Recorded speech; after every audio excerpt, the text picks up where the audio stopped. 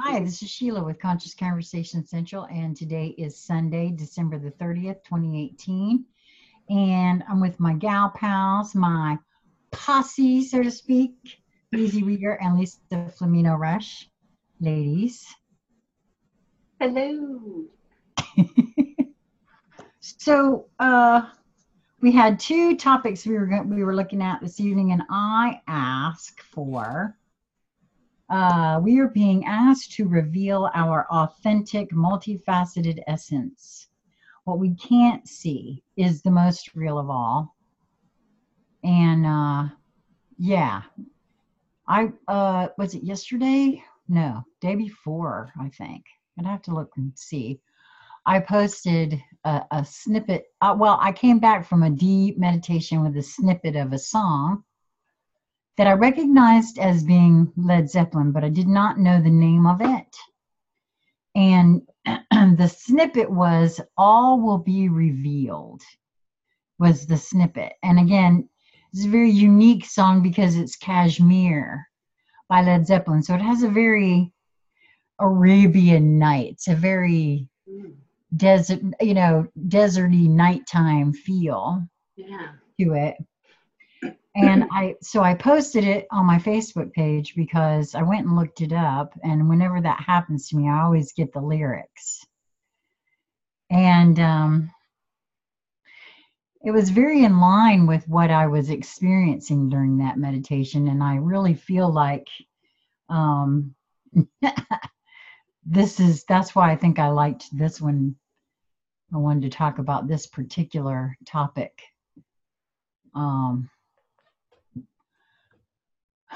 Because things are coming in, and I would be willing to bet for a lot of folks. And actually, oh wow, I tried to do a recording, but it didn't turn out quite right. I'm going to be doing a recording of a new astrological writing by Astro Butterfly that talks about this very topic too, as a matter of fact. So this is a very surprising. Not in my world at the moment. So, and what we can't see is the most real of all. I feel. No,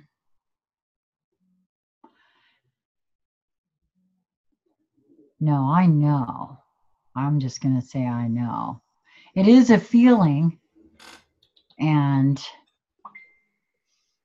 it's also a knowing. It is also becoming quickly a knowing that that's a truth. Because there's already lots and lots and lots of instances for me where the eyes to see and the ears to hear feel like a really real thing too. I think that has to do with frequency and frequential neighborhoods and that sort of thing there too. So, what do you guys think about this? I mean, it sends me into a bit of a dizzying spiral whenever I started talking about this just then. Yeah, you can see me going like this. I don't know.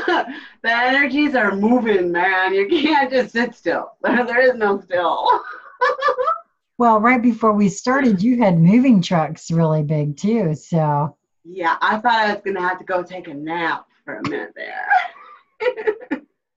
Well, and I laid down myself, actually, remember, right prior to our meeting with BZ. I was like, I gotta go lay down now for a second. Well, maybe that was part of your connecting in, Lisa, and they were precursor moving trucks. Yeah, most likely. One of the fun things started with the journal. Go ahead. I was going to say it started with the journaling earlier with the team this morning. Yeah. It's amplifying. It's amping up right now. So, yeah. I cannot wait to hear what you have to say on this subject. Well, I was just going to say, and you kind of added to what I was just about to say before I even said it, and that what we, that what we can't see is the most real of all, but that's really kind of a play on energetic, instead of it, you could say, I guess it's a word, but it's more the point of play on energetic frequencies. So you actually can see them once you allow and arrive and, meet them to see them, and they're the most real. And so you kind of, you feel into that and have as Sheila, you were saying, it develops into a knowing of that actually. So there is no cart or horse. You just have to allow yourself to notice and to play. And and you had said, Lisa, the team. Well, the team, as you describe it, is different members on the team. And for most beings' eyes, the linear eyes, they're unseen. Right. Yes. Just parts of me that have stepped up to help me in this moment of now, because I'm asking for that. And I realize that, that requires me to show up and ask for that. Oh, go ahead. I'm sorry. So you are showing up in response to my asking. Yeah, and you say you're asking for help for this, yet you are they and they are you. So you're all asking for help and you're all in it together. Yeah. And it feels so nice. Yeah. So wouldn't you describe that as your multifaceted? Yes. Essence? I mean, there are there's a team, 5 on the team. So there are multiple players. They have different energy frequencies. You've talked about this a bunch, right? And they have different focuses and things that they help you with that they like to do, right? Okay. Yes. So you would say they have multifacets, each one, and then all of them, and then you. Yes. Well, this is what this is describing. Yep. And the unseen part is only to eyes that are in linear rut. It's not a groove, it's a rut. Because we're not in linear anymore. The energies have changed so much, so fast, so far, so deep, so expansive that we're just not. And so you've got to work really hard to stay in that not being able to see things. And the cool part is from, kind of, I guess you describe it as a more static, imperial, quantifiable way, that perceived unseen is actually very seen, because now you're starting to look at more of the science, because the science, quote unquote, laughingly, science that is out there isn't really science at all. It's at the very best, it's telling 1 quadrillionth of the story. That's at the very best. And at the very worst, it's a calculated, sublimely beautiful, thoroughly interwoven, intricately played and connected op, or kind of like a neural net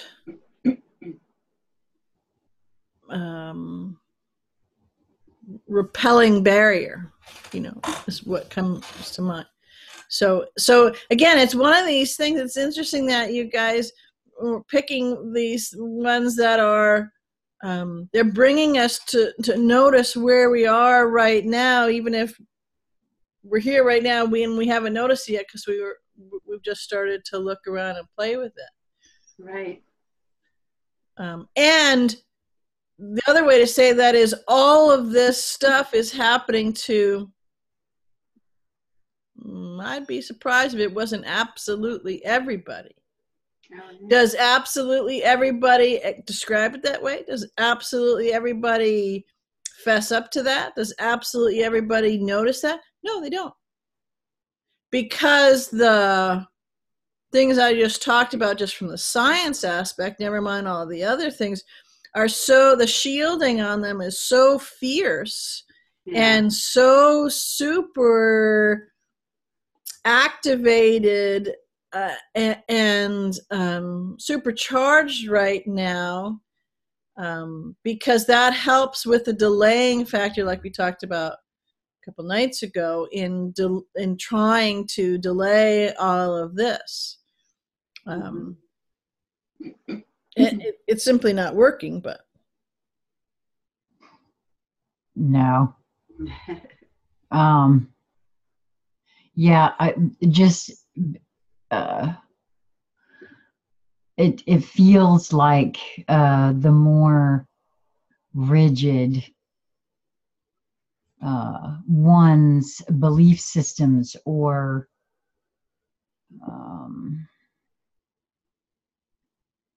I mean, and belief systems could mean anything and everything. But it feels to me like the more rigid one holds anything, and it doesn't matter what it is, pick a subject, any subject, doesn't matter. But the more rigid one tends to hold any of those things, well, for one thing, the less room there is for limitlessness. Because, if one cannot even consider the idea that there is such a thing, then, well, that's very limiting in and of itself. And to hold things in such a rigid fashion as to think, well, that's the way that is, and that's final. Yes. Well, it's okay if that serves, but chances are it probably isn't. Well, it's one of those examples that whoever you are and whatever you're doing, forget it about everybody else for a moment and just play with what goes on in your sphere. And it doesn't matter what anybody else thinks or they're doing or what they're talking about or how they're playing, or, in doing that, does your body react? Can you notice how your body is reacting to different things, to sunlight or rain, to air currents, to, the energy frequency that comes off some other being or something that's said, or more to the point, how you then generate electrical currents and frequential responses to. And those are going to be in the form of emotions and feelings and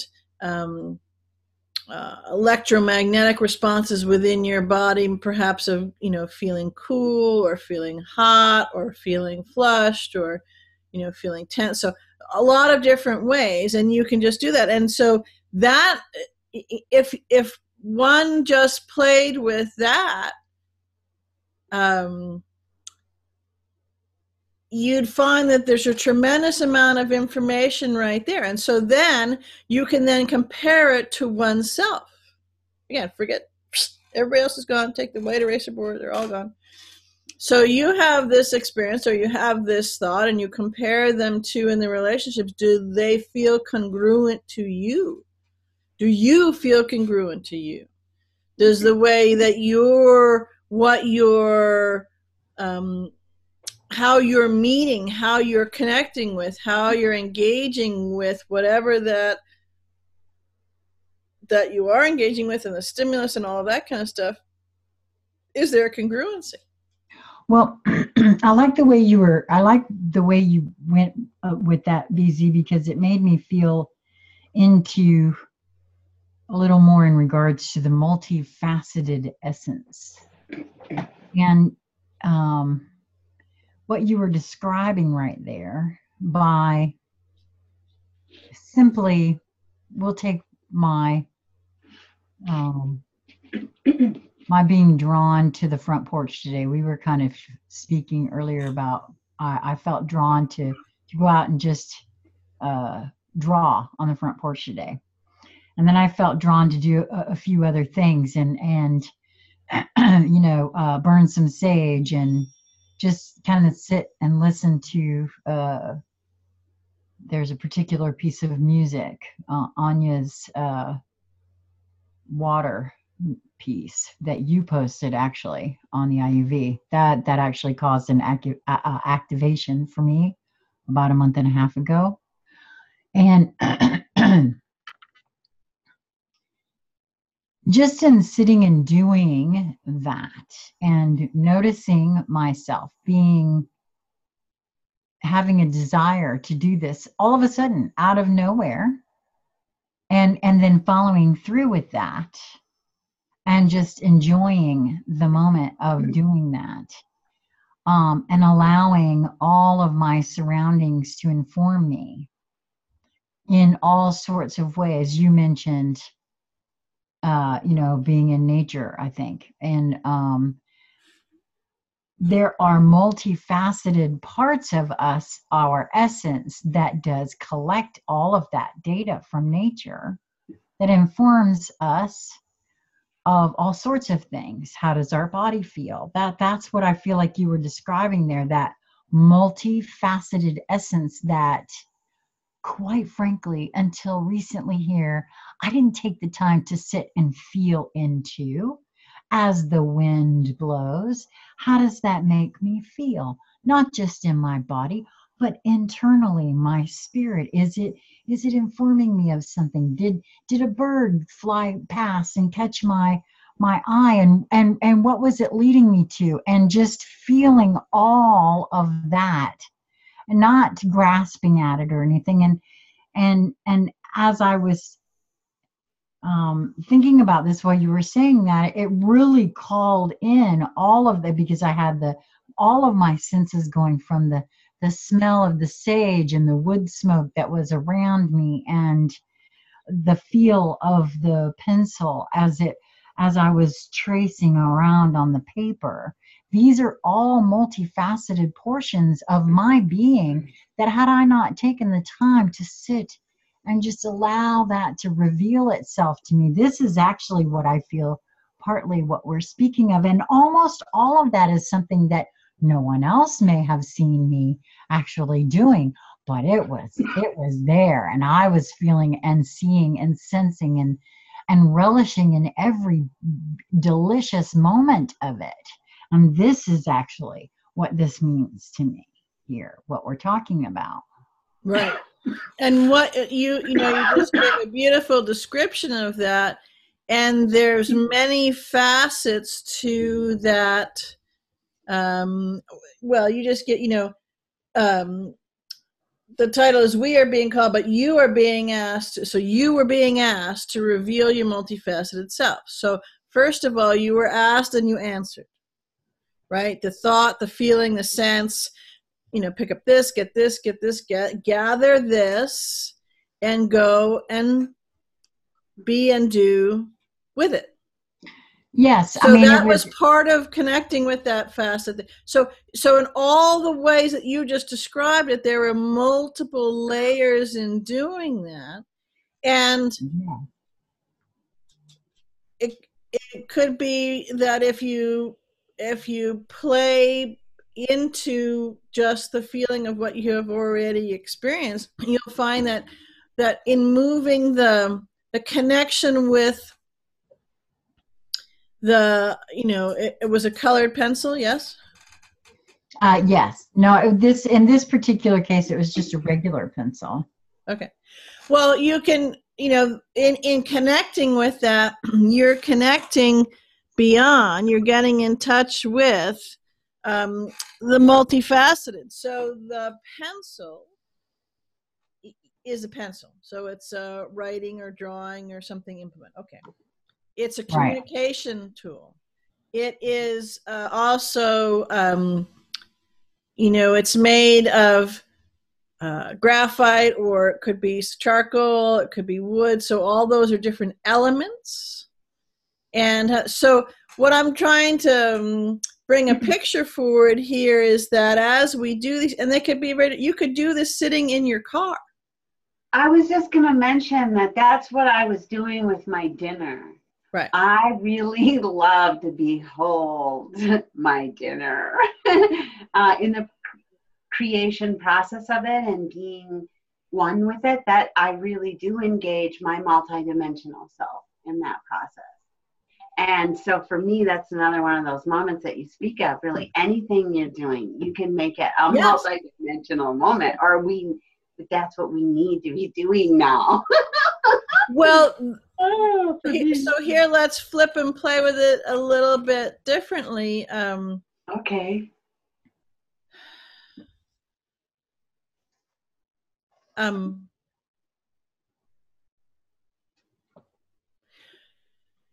We are not becoming multidimensionality. One way to say that is we're not becoming.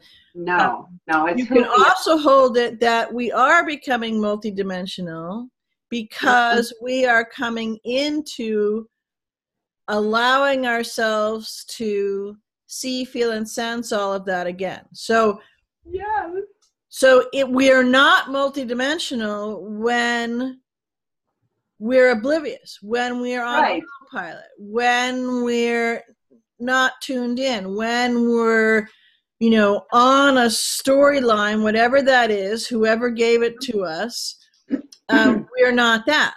As soon as we step off to play a little here, go dance in the rain, go get really super pissed off, and that anger shakes some of the stuff off, we get knocked off because we're so tightly grabbing onto something, and it's incongruent with the rest of our being that's shifting this, right? So there's lots of different ways. It can be very smooth. It could be purely by choice. It could be bumpy. It could be a whole bunch of things. So how you get there is a choice, and people are choosing all the time. And once they realize that they are the ones who are choosing all the time, then they'll be more conscious about how they choose and what they're choosing.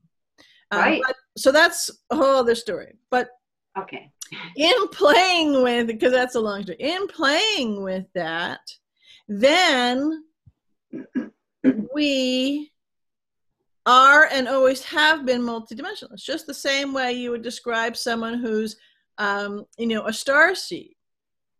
Well, so you might say, okay, well, Lisa's a starseed. She's awake. She's doing these things. She's working on that. She's consciously becoming more conscious and expanding her awareness and all that kind of stuff. So, and you could also be accurate in saying, well, she came to the planet in this embodiment being a starseed, was always a starseed. If you could, I'm just going to play with put an arbitrary thing in it. So, but you didn't always exhibit those signs, right? You didn't always walk in the world that way. You didn't always listen to your nudges. You didn't always do these different things that we talk about here. So I'm just going to throw a time. So like in your 20s, that just didn't happen, right? So at that point, you were not a starseed, and you were not multidimensional. And someone just said, but Beezy, you just said she came to the planet. Yes. So, have you ever heard of the double split experiment? Have you ever heard of quantum mechanics? Have you ever heard of quantum science?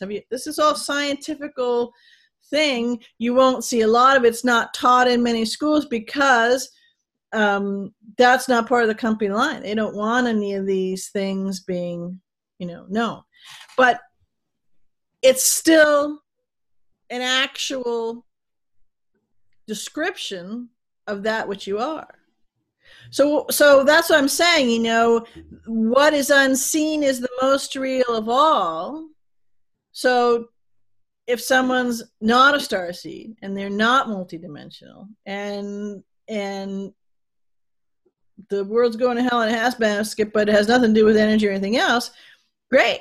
That's their perspective. That's how they're choosing to walk through and how they're choosing to limit the things that they're choosing to notice and pay attention. That's perfect. That's beautiful because that's their choice and that's how they do it. It's excellent. It's not better than or worse than anything else that any other being may choose. No, but I did used to hold it that way. What? I really did. I really did. I just, you know, but if they only knew, you know, I did. I had that. One of our viewers turned me on to the term Captain Save-A-Ho outfit. Because that's what I had. I had me a big old red letter on my chest. I was going to save your ass, whether you wanted to or not. Kind of thing. You know, you're going to hear me. Okay. But I get it now. I didn't quite get that before. So, you know, but of course it makes sense that every single one of us are source and we have the choice of how we want to experience this experience. Yeah. Right. So going back into that, remember I said we're going to take the white eraser and we're going to erase everybody else. So I'm just talking about these old beings that aren't there anymore because we erased them all because we're just talking about each one, whoever's talking about it, right? Right. In doing that, right, in letting go of and noticing that it's all choices that they're making, you actually are getting in touch with your multidimensionality. It's like more of your multidimensionality suddenly sprouts. Like if you have a flat of seeds and the moisture and all that is, and you look sideways. At first you could go kind of, well, there's nothing there. It's just a brown, you know, kind of browny soil or soilless mix. But if you look sideways, you can see this just green tint. What you're actually seeing is the energy of the seedlings prior to them emerging from the soil line. And then you see more of the leaves and so on and so forth. So this is, you know, we're being asked to reveal our authentic, multifaceted essence. What we can't see is the most real of all. So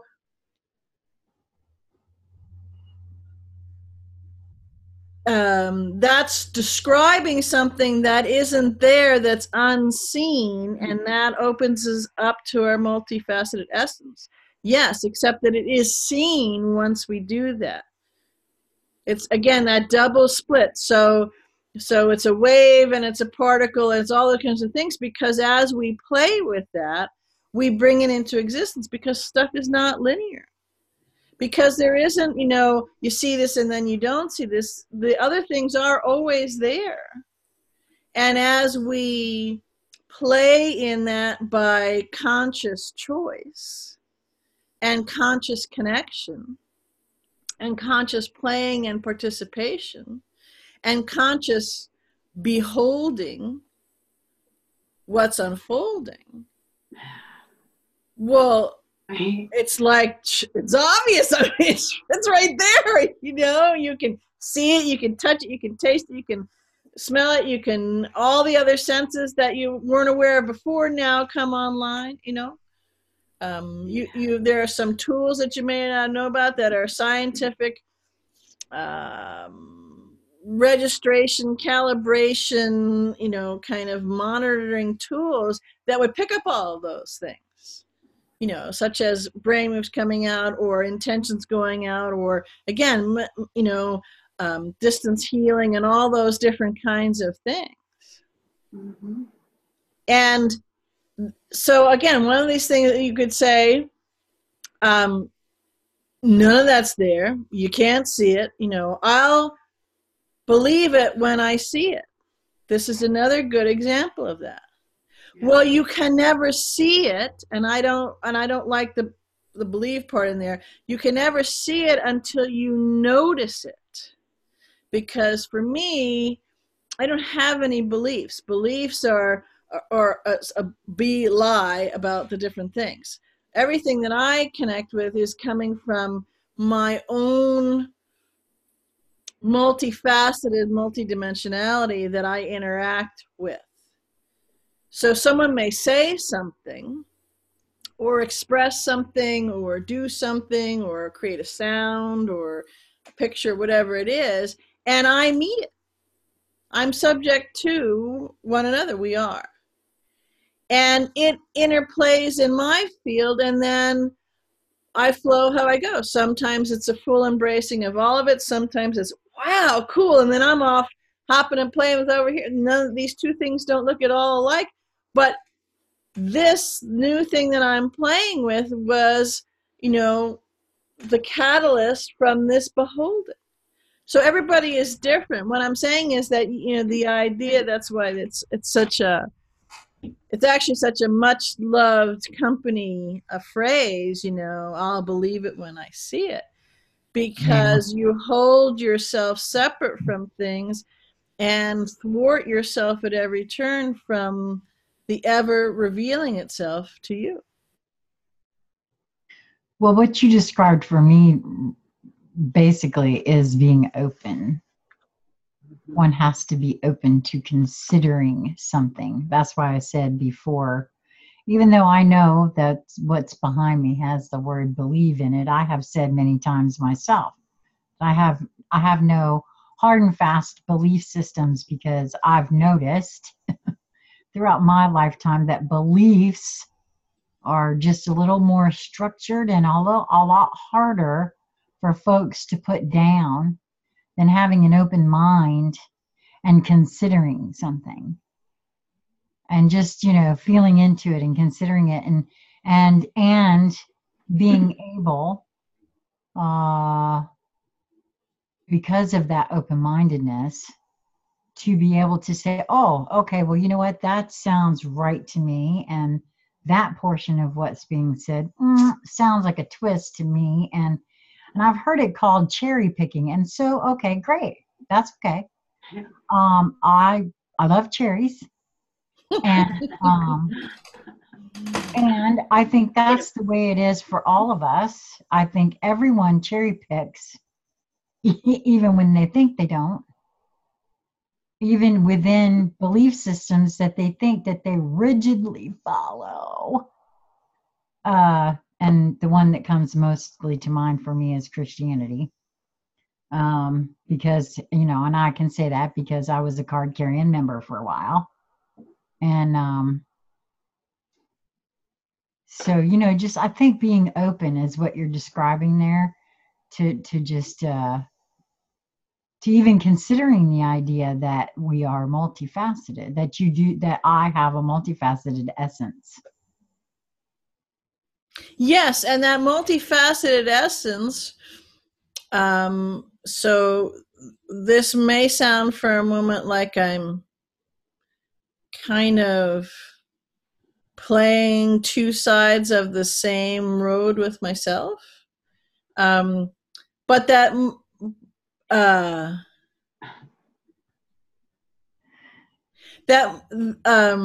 you said something, I'm trying to call back something you said, that it's important to, or you must, or something. What was it about being open to looking at things? Or, well, I feel for myself that that's the most important thing, is to being open to considering anything and everything that presents or reveals, or just being open to beholding. Right. Okay. So that's everything. Yeah, that's kind of what I was. So,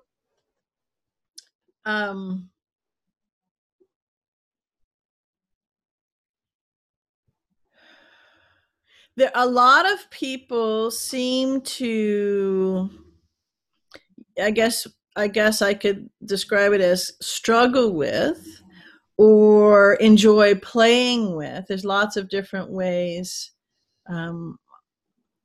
I could describe it, but there's So I'll say I'll do it both ways for a minute. So they struggle with who to listen to, or what's right, or who to follow, or where to get who can tell them what the answer is, or what's right or wrong. And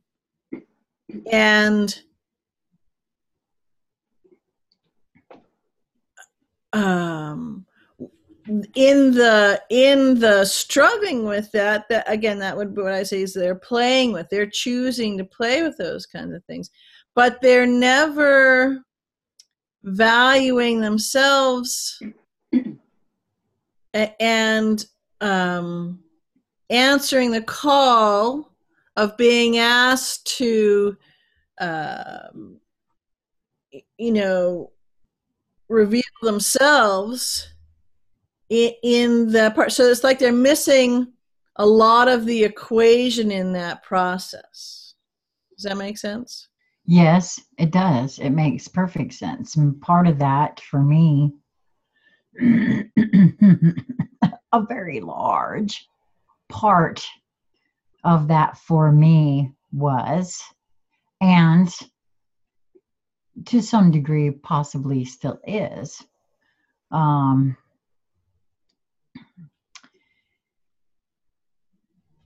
still holding on to, I guess, not having completely and totally released some programming and conditioning, but also for me it really started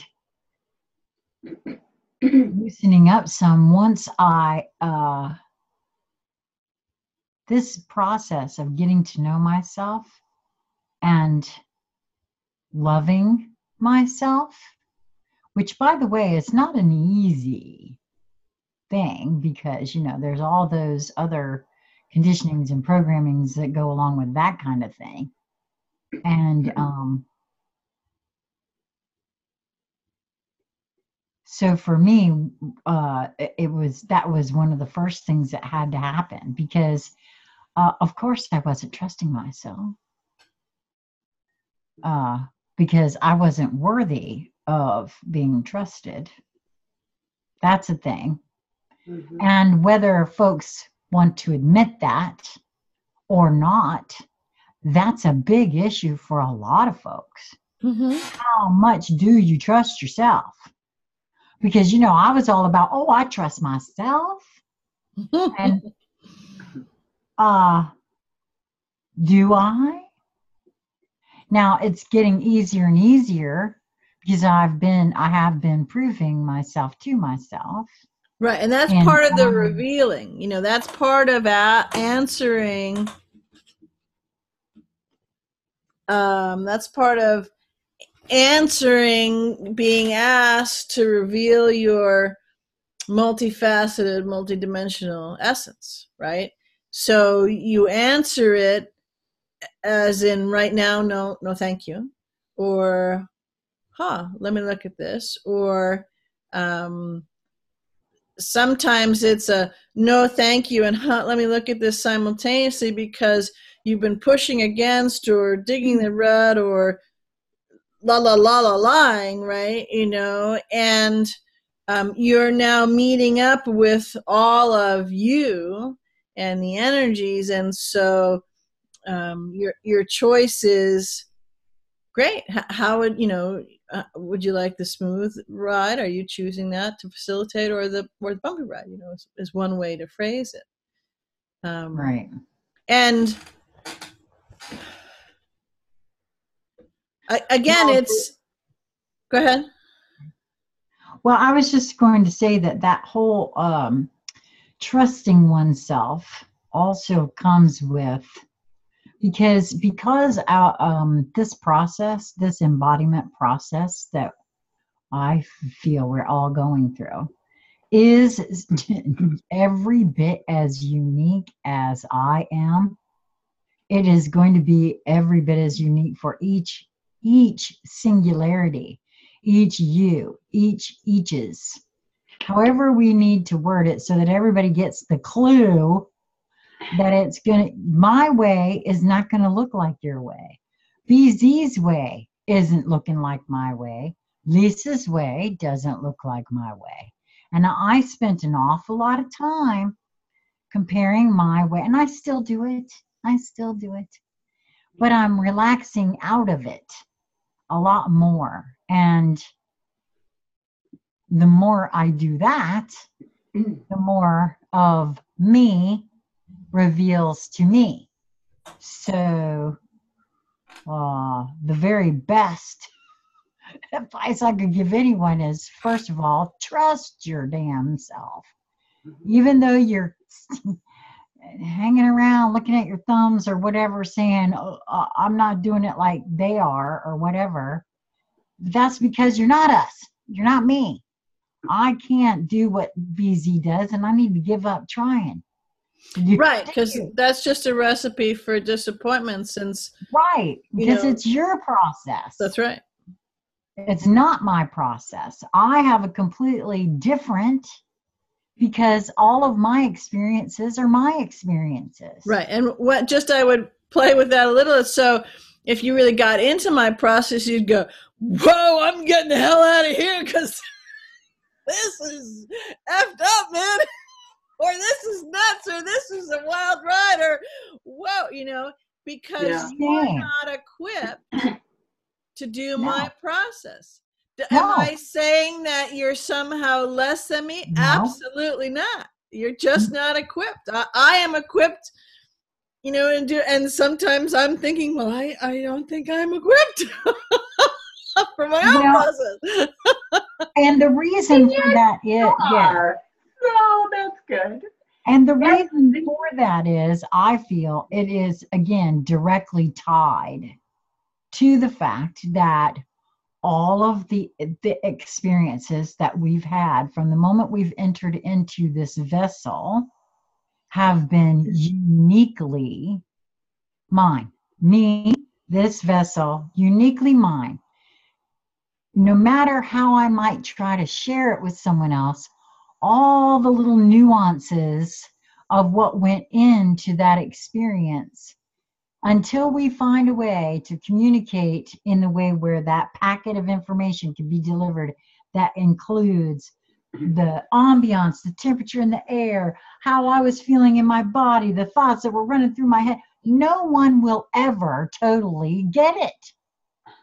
And the sooner we all get that, because that's part of what the issue is not being open to getting that it's not the same for any one of us. It can never, we're all, that's another part of that programming and conditioning that we're burning off.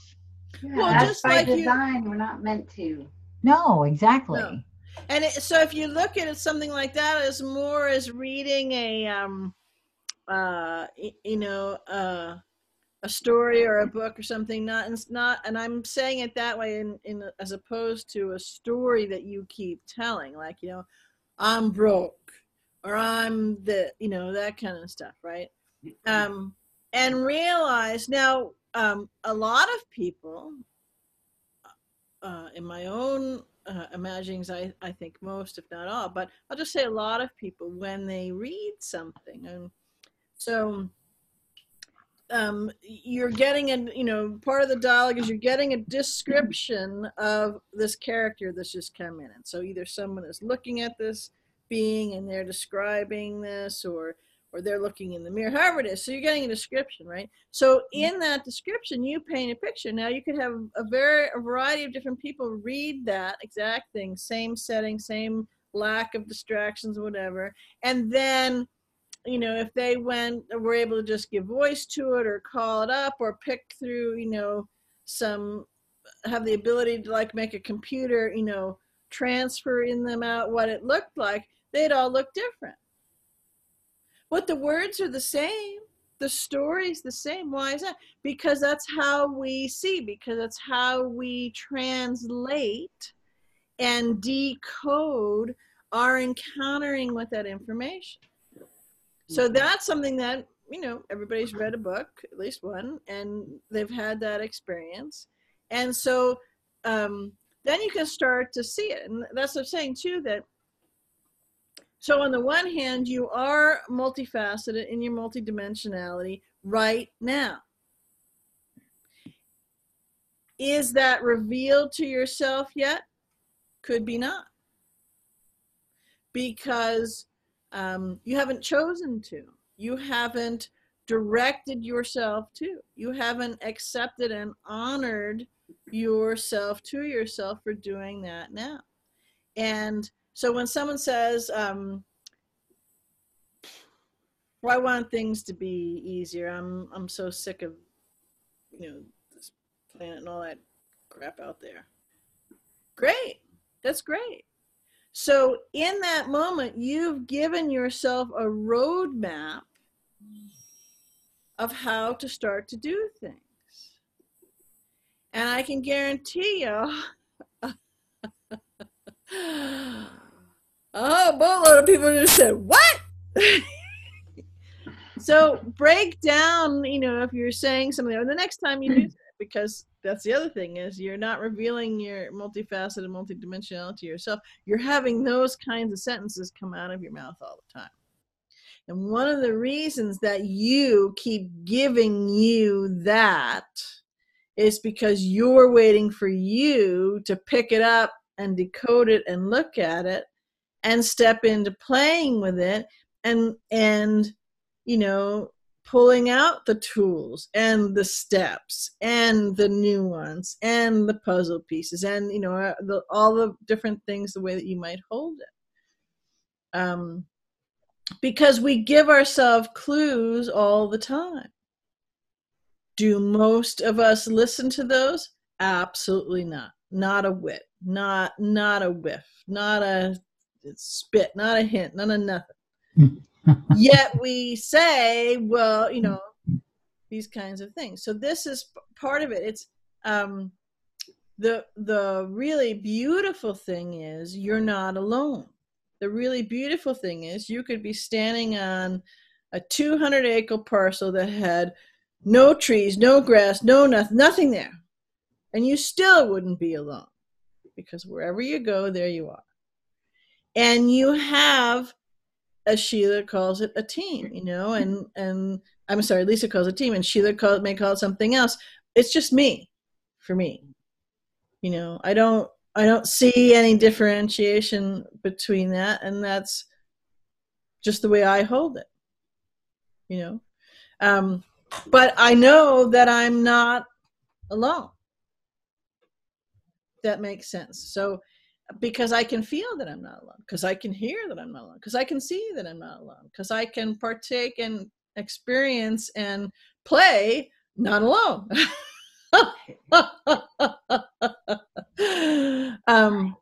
So that's part of it. It's us revealing to us what's going on.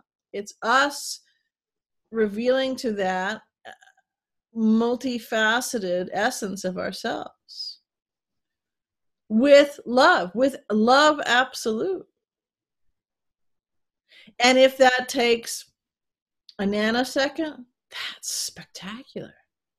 And if that takes, a couple years of serious head banging and teeth gnashing, that's spectacular.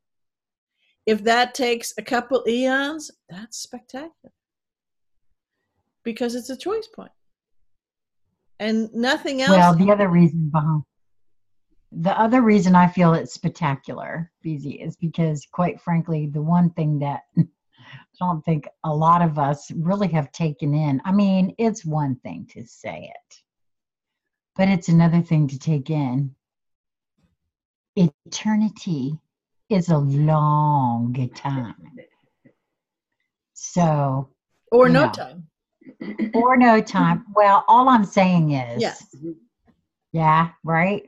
I'm just saying. Yeah.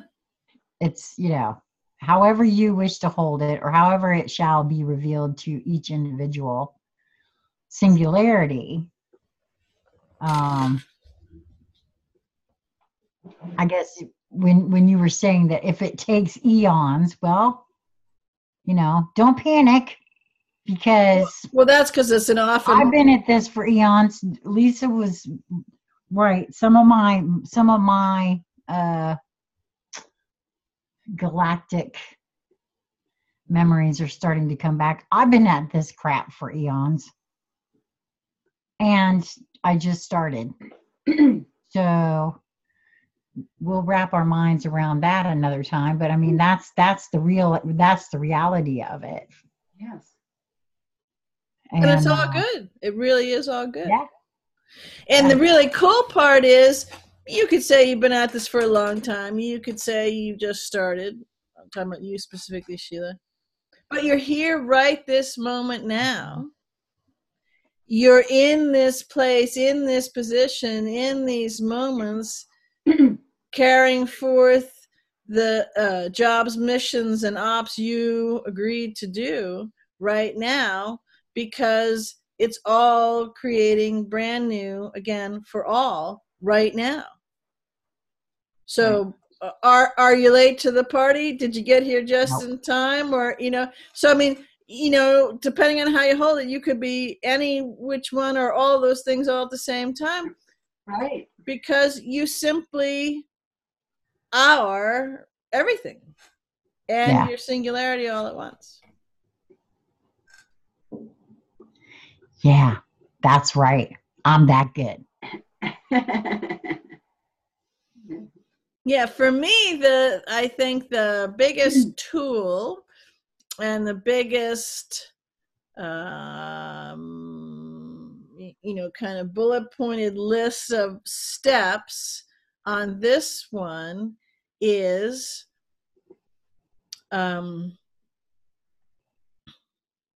make the agreement and the commitment to yourself to be with yourself, fully engaged, fully present. Pick a space of time. You could say for an hour. You could say for half an hour twice today. You could say, for 15 minutes every day. Whatever it is. If it's just a one-off thing, that's all you can have time or be bothered or the effort or whatever. Cool. Okay, great. Whatever works for you.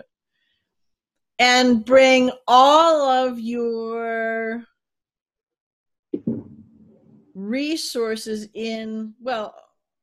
all of your resources to bear. So all of your physical resources, all the resources of all your bodies, all the resources in that moment of your attention and your honoring and your focus and your respect and your commitment and your love, all of it. And connect with and start to have this noticing and think. Now, what you'll notice is I'm not saying go meditate. You could do that if you chose to. But it's meeting yourself and reading the signals that you're giving to yourself and starting to decode that. That's what it's all about. Because meditating is another step, and it does different things. But if you can't do that, you'll never do the meditating. Because then you might be one of the people who says, well, I can't meditate because I can't get my brain to shut the F up, right? Okay. Well, that's because you've never met yourself or listened to yourself, and it's trying to tell you all sorts of information, and sometime would be a good time to play with that, So if you can give that commitment to yourself to do that, you'll find and truly do it. Where there is no phone ringing, there is no, I got to do this, or I got to hurry up, or this thing happening, or mine's broken, or I don't know how to do this, or I can't do it like Sheila or Lisa or Beezy or Keegan, or, all these kinds of things. Just give yourself the permission to let all of that go. Yeah. And stand wherever, sit wherever, lay wherever, swim wherever, ride a bike wherever, that works for you. On the porch with tools. What do you feel drawn to bring with you? Nothing, everything, something, a car, a bike, sit in the dirt, sit in the pool, sit in the bathtub, sit in the shower, go in the, whatever it is. But tune in, because in that tuning into, you will tell you how to do it. Yes, and I would just add that then just follow through. As I said, when I felt drawn to sit on the front porch today, it was afternoon, so the sun was coming over that way, and it was nice. It wasn't too chilly at that time. And I got out there with my little drawing implements, and then I hadn't been sitting there very long. I turned on the music, and I felt that, oh, that nudge, that being drawn to come in and get my sage and my frankincense and myrrh and do that, right? And I feel as though I felt the desire. Now I could have sat there and said, I don't want to do that. I'm just going to do this. I could have done that, but I felt a nudge and I felt drawn, and so I did it, and it was a very enjoyable time, but also being just open to everything. If one doesn't want to do something like that, then don't feel like you have to, but yeah, because you're the one setting what's coming forth. So that's what I'm talking about, completely honoring and respecting and loving and meeting yourself in that. So whatever you and yourself comes up with, then go with it. And if you blow something off, then you're not honoring yourself. You're not respecting yourself. You're not loving yourself. And in truth, and that's maybe the playing. Okay. Honestly, I think you're right. Because it actually took me like 3 or 4 trips in and out of the house before I had everything set up the way that I felt drawn, led, nudged, however one wants to hold it, to do. I was, it was like 3 or 4 different little trips. I'd sit down and I thought I was ready, and wait a minute. And it turned into a very, it felt kind of ceremonial after it was all said and done.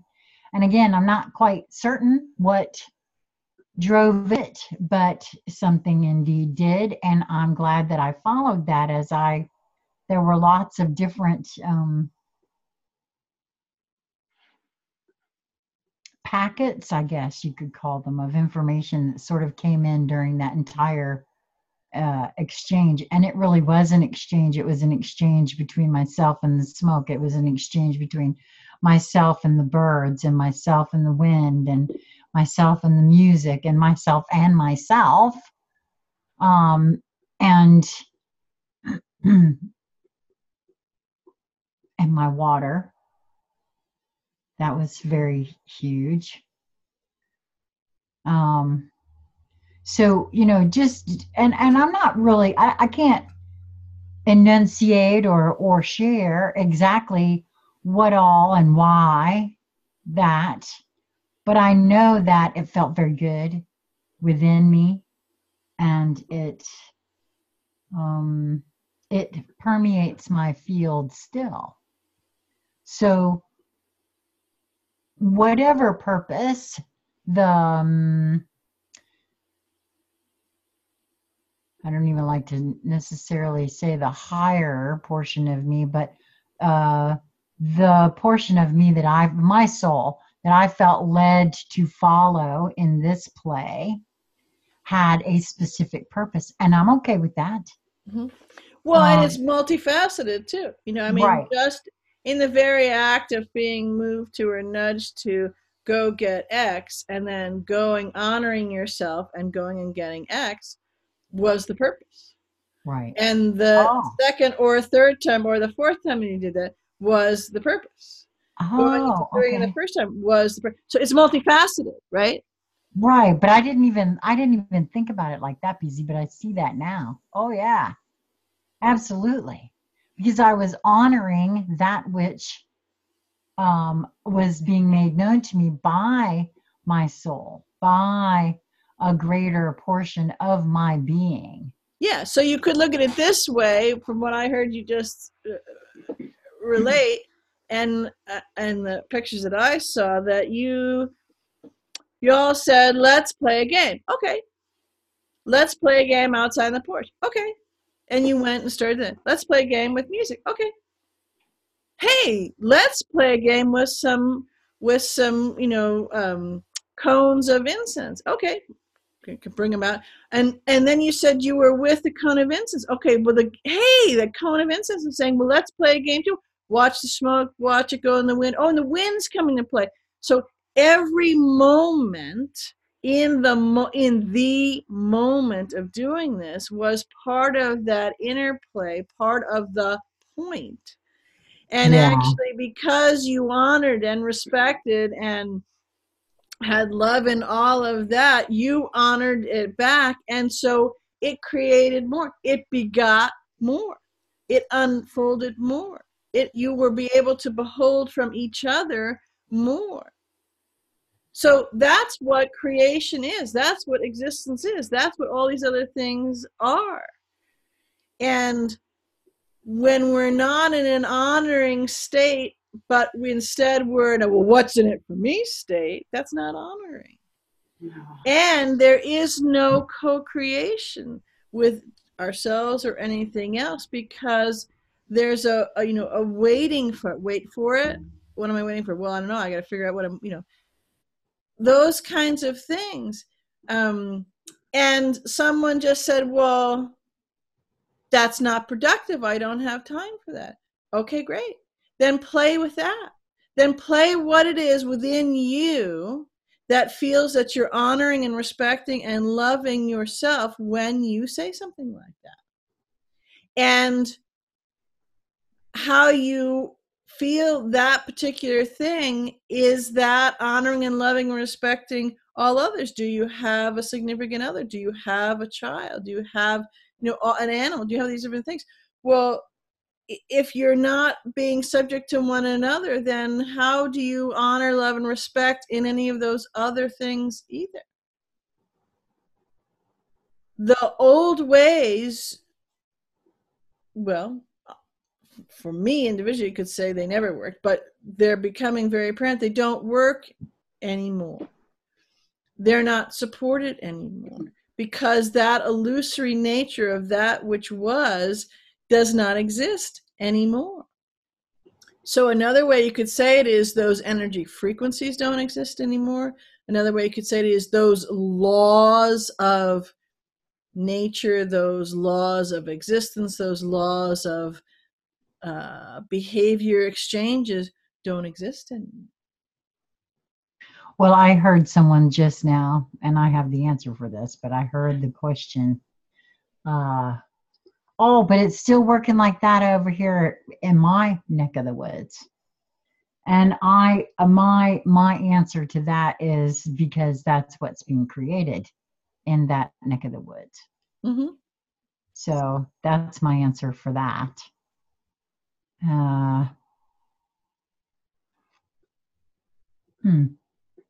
And that's a perfect neck of the woods. If you're happy with that and you like those necks of the woods and they're great, then great. Yep, that's right. No judgment. And certainly I will say that Sheila has absolutely retired the Captain Savo outfit. It really is. It's outy now. It should never have been there to begin with, but obviously that was something that I had to go through, and I think everyone does. Especially those that, because my wakening up experience came through the conspiracy theory vein. It's been my noticing that there's two ways to embody ascension. It seems that some approach it from the spiritual aspect first, and some, at least me, I approached it from the conspiracy aspect first. There's, and then the holding occurs. So you flow back and forth. You're staunchly this, you're staunchly that, you're selling this, you're selling that, but you don't understand. Come on, hurry up, da da da da da da. And then you start to hold. It's like, hey, that's great. I'm doing what I'm doing, and I'm fierce about what I'm doing. I'm fierce about honoring and respecting myself. I'm fierce about, love, absolutely. I'm fierce about all that. And so I share that and honor with you for you to do as you like. Right. but this is my energy field, and I'm fierce about how that is. You know. Yes, I agree with you on that. That's not something that I understood, I think, at first.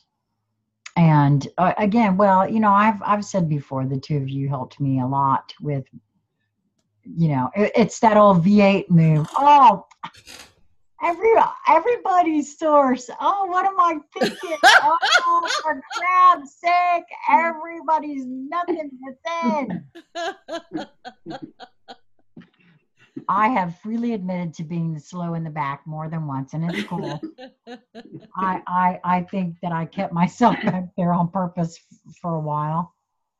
Well, you know, that's part of that word that's connected with a lot of things. You know, absolute love, absolute data, absolute. You know, or all. You know, so all is Right. source. It doesn't mean all, but that one, that one, and that one. Yeah. Right. If you only knew you were source. Oh, wait a minute. You do know.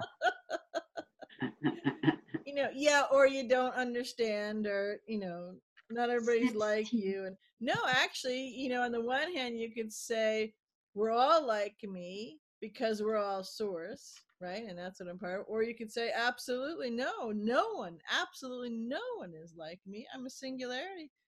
And both are perfect and complete. Yes. You know, and that's the same for every other, however many beings there are in all that there is. That's where that celebration and that rejoicing and that revealing of your that's multifaceted in and of itself, you know, from one singularity to another, from all the unification of all those singularities together. That's the unseen is more real than anything else, because, you know, as you first are starting to play with this, or first starting to watch others play with this, you can't see any of that. It's unseen. Now, as you may listen or find out for yourself, discover for yourself, it's revealed to yourself. It's as plain as day. I mean, it's right smack in front of my face.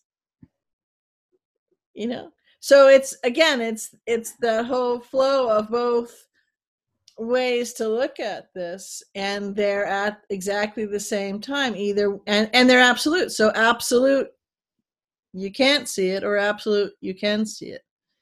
And as you flow in the different gradations of it, you're in one current or the other, until it may be that all the, you know, you might have interchanging currents, or, you know, like if you've ever swum in water and the water's one temperature and they go, oh, that was a nice warm thing, or ooh, that was a really, you know, cold.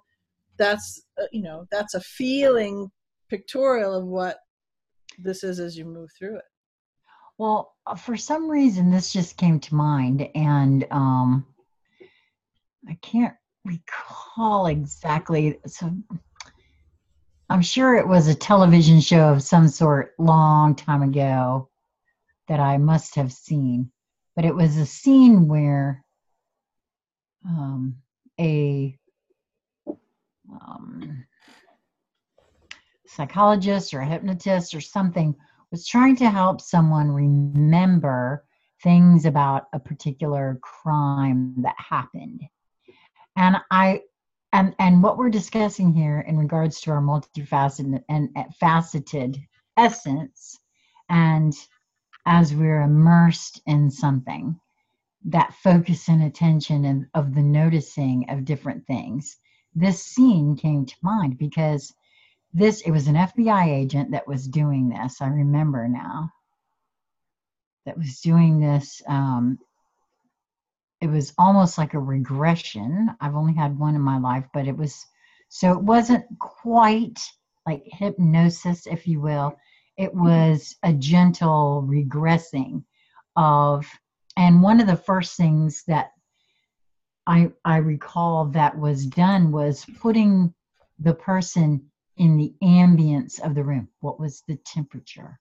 What did you feel like? What colors did you see? What and this brings to mind, oh, hold up, because that's exactly what we're talking about here. Allowing everything, whatever this chosen thing is that you've felt to do or be in nature or whatever, as this experience reveals, and you're sitting in an open,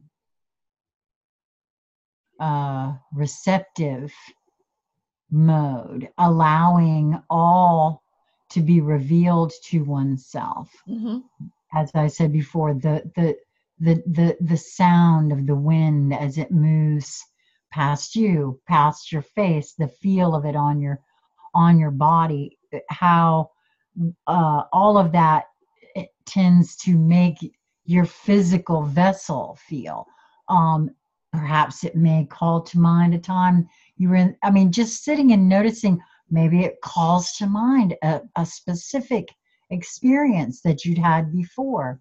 Maybe that's something that your soul's trying to have you revisit. Maybe not, but you just never know. By allowing these things to be revealed in whatever way, I don't know why I felt led to say that about that FBI, that scene I saw on television, but it's very indicative of what we're talking about here. Yeah, it seems to me a very good example, word picture of what we're talking about here, which is the thing that is the most real is that which is unseen. So when you're in it and you're feeling it and you're seeing it, you realize it is the most real because it's everything. It's the totality of all that you are and all that you're engaged with and all that you're connected to and all that you're being subject to one another. But it was unseen beforehand because you weren't revealing yourself to yourself. You weren't in that thing. So, it's actually also approving of how the phrase "I'll believe it when I see it" is an oxymoron, is a negative setup for yourself that will thwart you at every turn from having it occur. Yes, and I think that's why I said I started it by saying one must be open and receptive to what is to be revealed. Because you're right, I feel like that whole "I'll believe it when I see it," that's not open and receptive. That's a show me attitude instead of I'm open to seeing. Reveal to me. That's more of an open. Right. I don't know, that it's a very frequential and it's interesting. Again, you talk about this a lot, Sheila. Someone's way to describe something is could be the same way as someone else's, but they mean different things. So for me, when I say show me, it's show me. What do you wish to behold to me? So I'm noticing and I'm encountering it, as opposed to what you just said, well, show me. And if they were saying show me the way I say show me, they'd go, oh, wow, look at that. You know what I mean? That's why, oh, BZ, that's perfect, because that, what you just said right there, this whole conversation about the way I view something and the way you view something is two different things. And that is exactly why the way to get to whatever is all unique. And it has to be self-discovery, because each's experiences have been completely different. I have had trouble with the not trouble, but you've used the term being subject to one another. That in and of itself, it can be a rather, my my feeling on that is quite different than yours, as my experience with the word in general. And some of my experiences in regards to being subject to something is not the greatest of Well, yeah, kindness. that some of that's the kings and queens stuff, as opposed to more the Christ consciousness stuff, which is the way that I'm holding it from. I mean, you can look Yes, in the exactly. Bible And and I can feel the difference in that now myself when you say it. right. But originally, and my Yeah. whole some of my issues with words like surrender and allow, a lot of these had to do with yeah, I had to surrender and allow a whole hell of a lot of crap when I Well, was, and, being subject to husband number one and husband number two. right. And Right. again, that goes so that's incorporated in the focus of the title of the packet of uh, geometrical codes that are in this. And that is what we can't see is the most real of all. So when I was giving an example of, the show me, now I know, even if I don't know a person or something, but I can see, because I can see the energy, I can see the frequency when someone says, show me. And there's a judgment, there's a label, there's a list, there's a whole thing, and it's got to meet. And depending on how it's coming across to them, that list changes quickly because so it's not fitting in, because that's the frequency that they're holding. So that's an unseen aspect. And to me, that holds clearly all the information, that unseen part, because in a space where I am of the show me, I can see it. You know what I mean? And when the being is over in this example, when the being is, well, show me, they can't see it at all. They can't see it for themselves. They can't see how I interacted. And as they shift and shift their own frequency, it's not about listening to someone else, or it's not. Again, we got the whiteboard eraser and we've erased everybody else. We're just all here, just us. That's it. Just each individual. Nobody else is there. So as they shift in that frequency, as they come in and reveal themselves to themselves, they go, oh, I see. Yeah, I feel like in this moment of now, when you were saying that, someone says, show me. I what kept coming up in my head was, show yourself. Show yourself. Mm-hmm. And honestly, that's in terms now I see too in because I've taken that bait more than once. Oh, show me. This is back in the conspiracy days when I hadn't hung up the big Captain Save-A-Ho outfit yet. Because that's part of the selling. All Yeah. right, I'll say it. But wait, there's more. Yes, that's and right. Wait, there's more. But now I can see where, if you're really all that interested, show yourself. Right. Because it is there and it will be revealed to you. Yeah, and I had a true desire to know. And so that alone drove me to seek the answer. Right. I wanted to know. And that applies to anything, doesn't it, though? Yeah. Yeah. If one really wants something, doesn't matter what it is, one will figure out a way. Yeah. I mean. Well, and there's the irony, right? Because you're a kick-ass creator being, so it's worth revealing to yourself, what's unseen, because what's unseen is more powerful and more beautiful than anything else. And I'd say that's a pretty good example of it. Mm-hmm. Yeah. Plus, it's cosmically deliciously fun. So. Oh my gosh, you are not just kidding right So if you're there. bored and you don't like the usual, show me routine, and go play that. And prove it to yourself. Right.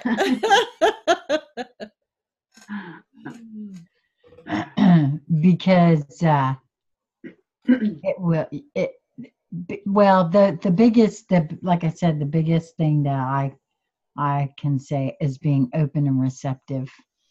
That's the biggest, the very biggest. Open and receptive. It's a cup of coffee. Nobody's asking you to marry an idea. It's just a consideration. It's to trying it on for size. It's window shopping. It's, it's cherry picking. It's apple picking. It's whatever you got to say for yourself. It's puzzle piece collecting. Just play. Yeah, just play. I love that too. Because Me too. I don't want to work. I just want to play all day. That's a song. Yes, it is. The Yeah. Friday song. Yeah, I remember that one. So, wow. This was a really good one. Mm-hmm. Well, it's definitely the energetic that I have been feeling over the last couple of days. That's for certain. Yeah. And I'll put a link to that Led Zeppelin song in this. Let me write that down because sometimes I say that crap and I forget to do it. But because that for whatever the reason, for me particularly, that song felt particularly interesting, at least in that moment of now. And the couple of times I've listened to it since then, that one and that other Moody Blues song, it's like they have packets of information in them that are, for me in particular, very swirly. I mean, it's one of those kind of things that reveals something. I did ask folks to listen to it, and because I was interested to see if anyone else got any kind of the same feelings that I did, because there are things out there like that I think with the right combination of things, it's like and it could be anyone. Actually, I would say if you're doing something and you get a snippet of a song in your head, go look it up. Go look it up. Find the YouTube video with the music and the lyrics, because there's a message in it for you. That's the way I've been finding lately. Sometimes I'll wake up in the middle of the night because I got a tinkle. And as I'm coming up out of sleep, I'll get a snippet of a song, or I'll be in there and all of a sudden I'm hearing this song in my head and I don't know where'd that come from. And sure enough, there's almost always something in it for me.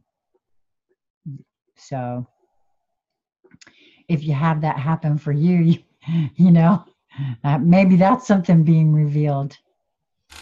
Yeah, and you can oftentimes too, depending on how you're facilitating and allowing your creativity flow through, you're revealing something to you. So if a phrase comes to mind, it could be something from a song, but it could be something from within you. So go write it down and then just go back to sleep, forget about it, and then look at it and play with it. What more wants to flow from a written word or a meme or a drawing or a video or an audio or whatever it is. There's all sorts of stuff, and I do it all. That's a method of playing with something that's revealed itself to me. Yeah. And I mean, that's how I'm going about it, but it could be anything. It could just be anything.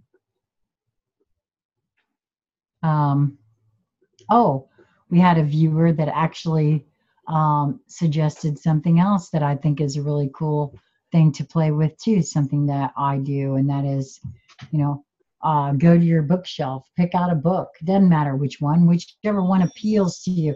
Doesn't matter what the title is. And ask yourself a question and flip through it. And just wherever you feel led to stop, and then put the finger down and just see. I mean, these are ways to play too. Mm-hmm. Yeah. It was, I think her name was Joy, commented on one of our videos about that's what she does. I think she called it bookshelf roulette or something. I'm not sure. Mm-hmm. I've done that one. Yeah. I would stand at the library and let a book choose me. There A you couple go. times I've even had them leap right off the shelf. Oh, yeah, I have them leap all over the place. I Yep. love that. And when people witness it, they can't get over it. Yeah. Well, do either one of you have anything you'd like to add to this particular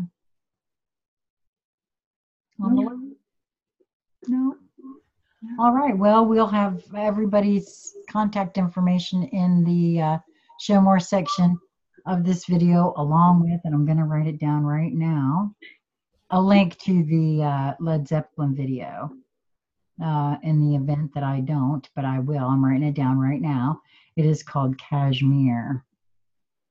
And you know what? Just as an aside, and I'm going to share this, what I found so interesting about this particular song, now I was never a huge Led Zeppelin fan. I mean, you know, everybody, Stairway to Heaven, everybody, you know, knows that one. But, I mean, I knew it enough that it was a Led Zeppelin song, but I didn't know what the name of it was. But when I found it and started listening to it, Lisa had just remarked earlier that morning that it was the 6-year anniversary since she had first heard the announcements in regards to the foreclosure on the UCC. The OPPT paperwork had just come out, that sort of thing. So this was that same day this happened for me. And what I found quite interesting as I was listening to it for the first time, I didn't follow all of that, and so I don't really know, but it's my understanding that there was a trip made into the Moroccan desert, and this song, for some reason, brought all of that to mind for me, and I don't know why. But it has a very, like I said, it has a very Arabian Nights, very desert chic, tense feel to it. Well, the frequency of the notes, different sections of the notes together are a frequency of unwinding and unbinding is the way that I would describe it. Well, it's a specific coding of unwinding and unbinding in specific sections of it. I gotcha. Okay. Well, I found that very interesting. And as I said, I've only actually listened to it 3 times in total so far. But each time I do, I feel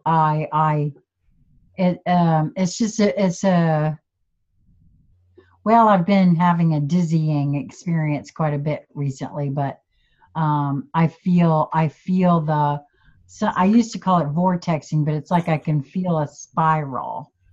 Okay. And I know too that that's part of who and what we are, but I'm just saying it feels more enhanced or more pronounced, and physically very noticeable during that song for some reason. Have you ever had body work where you're unwinding and unbinding a trauma, and if you were actually looking at yourself, you could see yourself doing just what you described as you? So that's something too to play with.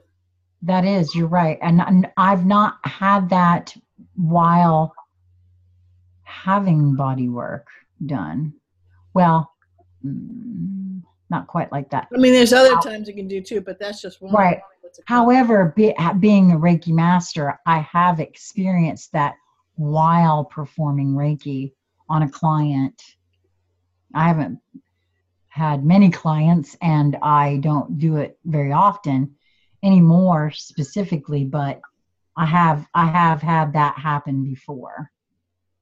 I didn't really quite understand what it was, but you know what you were saying there about body work. So yeah, it's unwinding and unbinding it. Okay, well, that's interesting.